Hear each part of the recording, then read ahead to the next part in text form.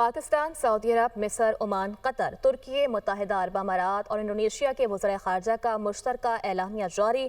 मुश्तरका एलामिया में गज़ा में इसराइल की जानिब से सीज़ फायर की मुसलसल खिलाफ-वर्जियों की मज़म्मत की गई। एलामिया में कहा गया कि सीज़ फायर की खिलाफ-वर्जियों में 1000 से ज़ायद फ़लस्तीनी शहीद और ज़ख्मी हुए। इन खिलाफ-वर्जियों से तनाव में इजाफा हो रहा है।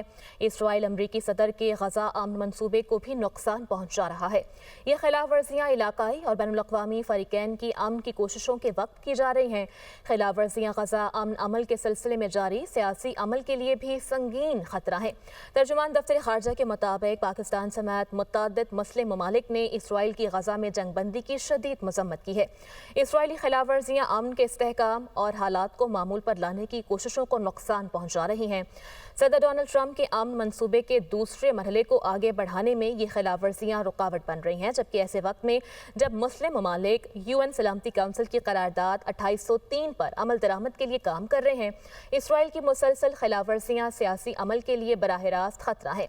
वज़ीर ख़ारजा सदर ट्रंप के अमन मंसूबे के दूसरे मरहले की कामयाबी को यकीनी बनाने के लिए मुकम्मल वाबस्तगी की ज़रूरत पर जोर देते हैं।